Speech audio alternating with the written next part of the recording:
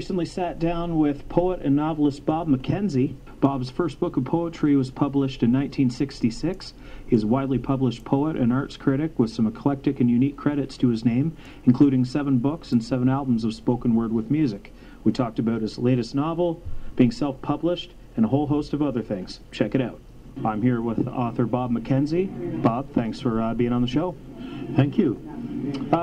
First of all, tell me how you got started as a writer. I mean, was it a childhood thing? Were you always obsessed with words, or was this when did it happen for you? And that's hard to say, kind of like you did. I grew up with 2 artist parents and had a camera stuck in my hand by the time I was 5 years old, taking pictures. So really, throughout my life, one way or another, we were making story and obviously not writing at 4 or 5 years old, but we were making stories. It just progressed to where when I left high school, I decided that writing was what I wanted to do. So there was always encouragement from your family for your creative endeavors. Oh yeah. Fantastic. Well, who inspired you early on, and who's writing good books these days? When I was in grade 10, somebody in the classroom, in which I wasn't really doing anything, handed me 2 books. One was Dr. No, which is James Bond, and the other one was Leonard Cohen's Spicebox of Earth, which was his first book that he published. And he had actually written that, which is a very wonderful book, when he was about the age I was when I received the book. So that just blew me away, and really I went from there. It's hard to say who's writing good books now. There are so many books coming out, it's just mind-boggling. Tell me about your latest book. Well, the latest one that's out is the poetry book, On Edge, which is pretty dark, and it's gotten good critical response. It hasn't made me rich, but it's gotten some praise. I had Herman Navarro, who is a German poet and critic, do the preface for it, and he gave us glowing praise for not only the poetry but our music, which is nice. And so it's done well in that regard. It did win an award, as we had been discussing. It won first place in the Sharp Writ Poetry Awards, an international competition for poetry. Well, you won a couple of other awards recently too, did you not? Yeah, 2 of my novels got bronze awards in the Reader's Favorite competition, book competition, and those are both an international award again. So it's really gratifying that 3 of my books won awards in 2012. That was quite surprising. Well, and is it more gratifying for winning like a Reader's Choice Award as opposed to just critics? I mean, does it make a difference in a way, or? It doesn't make a difference. It's just different. Oh, I like that award. You know, it doesn't make a difference. It's just different. Yeah, it's nice to have the critics and readers saying, "Wow, this is really wonderful. It's great." But it's also nice to actually get a formal award that says this is something good. Sure enough, did they give you a plaque to put up on the wall, or a trophy to carry around, or something? Or different things. The Reader's Favorite Awards gave me some publicity, and also I have lovely little bronze medal stickers that can go on the front of the books, and that announce the award. The Sharp Writ Book Awards actually gave me a nice little 6x9 glass, clear glass, pale blue plaque that's freestanding, so you can put it on a shelf with the award and my name engraved in it. So that's really beautiful. Plus, also some silver stickers to put on the book. Because you write both, do you have a preference writing poetry or prose? Do you like one writing style better than the other? Not really. Just because I think of all art as story. And so really writing poetry is a different way of telling a story than writing a short story or a novel. I grew up in a photo studio, so photography is also a big thing. And again, I see that as just another way of telling a story. I think every photo should tell a story, or every video. So it's for one particular thing that I'm telling, I prefer poetry. For another thing, I may prefer to do a novel. It really depends on what I'm saying. You're self-published. What are the pros and cons of working this way? Well, the big pro is you get published. You're a musician, you know, that's just like independent records. You can wait a long time to get the deal with Warner Brothers. And so, ain't that the truth? So I'm still waiting. Yes. So it's good that way, and you can learn from it. I actually self-published my first book, and when I did, a long time ago, I actually did it not to get published, but to learn how to do it. So I did all of the, I got the typesetting done, I chose the printer, I chose the graphics, I hired an artist for the front cover, I chose how it would look, I put it into the bookstores, and so on, I publicized it, so it was a great learning experience for me. So there's that, and even now self-publishing books, because of all the new technology, I'm learning things, so that's another plus. The negatives are that it's a lot of work. It's a lot of work that's not actual writing work. So for a writer, it's kind of extra stuff. There's a lot of administration and this and that. It also costs money. It costs less now than it did. It used to be you had to actually go to a physical printer and print out hard copies, and to get any kind of a price break, you had to print 1,000 books and keep them in your basement. Whereas now you can do print on demand, where there's no cost on the production end except for your labor, until someone actually buys the book, and then their purchase is paying for that cost.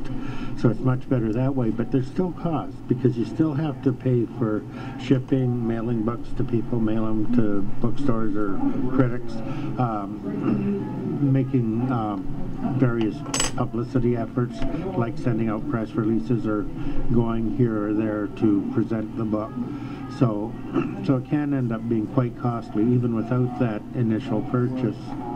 Now, is it as hard to self-publish as most people would think? Yes, it is that hard. I'm fortunate, but a lot of people will go into that having no idea how hard it is, and often they'll fail because of it. I'm fortunate because I've dedicated my whole career to learning what I'm doing, so that I've always considered myself a full-time artist. But when choosing work to do to support that, I didn't take just any job. I took jobs that actually were the applied art version of the same thing I was doing.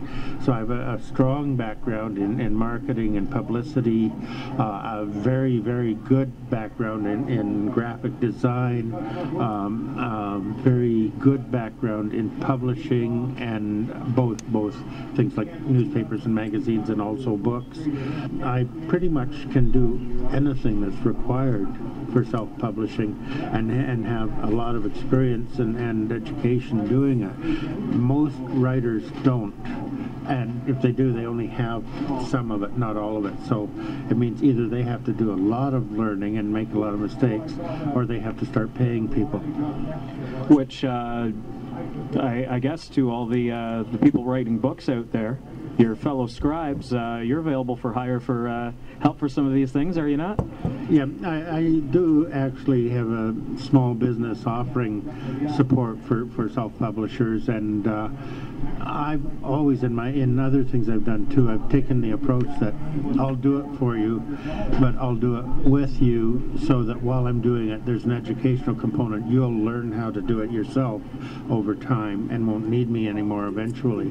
It's kind of that, give a fisherman a fish or teach him to fish thing. And so I offer the services. If people just want me to do it for them, that's fine, but I prefer that they be really involved so that they know what I'm doing and so that they learn to do it themselves eventually. I mean, you said that you basically handled every part of the book, from the cover design to, I mean, obviously the writing, but I mean, the publicity. That must be somewhat gratifying just in having that much control over your product as well, though.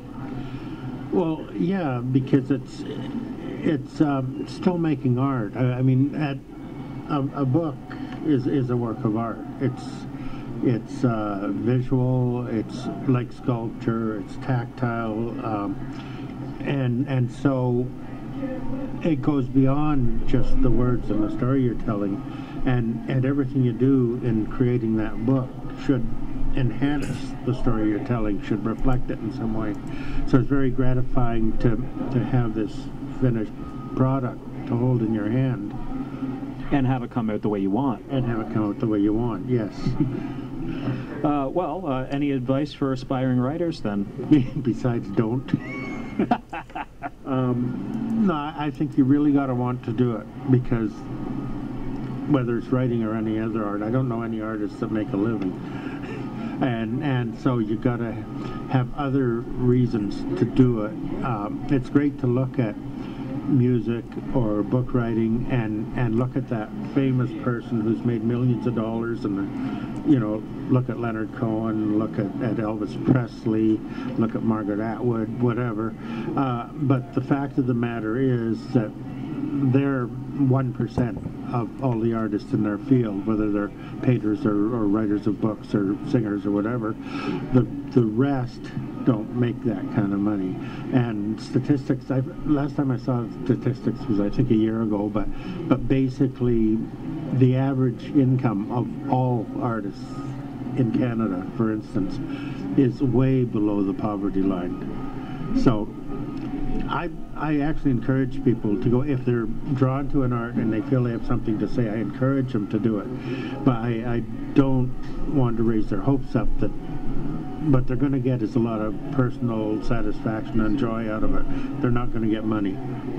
Well, now, you used to teach as well. You were a professor, correct? Yeah, I've taught off and on through the years at various levels. I've done just community education things, working with various artists. I've taught at the university and college level, pretty much all writing courses. The age-old question, can writing be taught?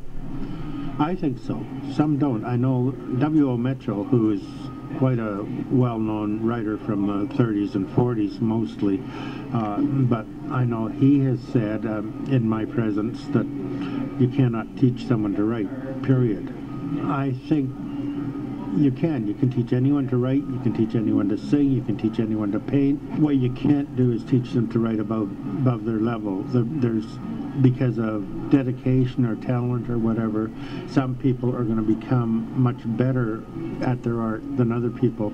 And so you reach a point in teaching them where, yeah, they can write, but you can't teach them to write well, or you can't teach them to write better. But that's not the same as saying you can't teach people to write. You can teach anyone to write. Let's do a little word association here. Stephen King. Bad writer. Tennyson. Boring. Shakespeare. Fantastic. He's an amazing writer. Anne Rice. Vampires. Marcel Proust. I don't know, famous for titles. Bob Dylan. North Dakota, what can I say? Charles Bukowski.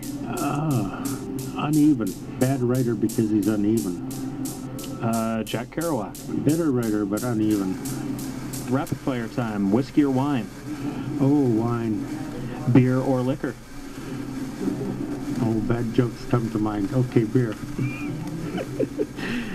Beatles or Stones? Beatles. Pacino or De Niro? Oh, well, Pacino. Who is your dream date? Oh, you. Stay back, I got a chainsaw.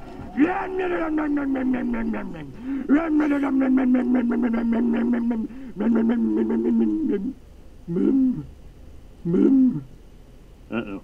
Well, I think we'll end on that note. Thanks very much for coming, Bob. Great to have you on the show. Good, thank you. Well, there you go. I'm somebody's dream date.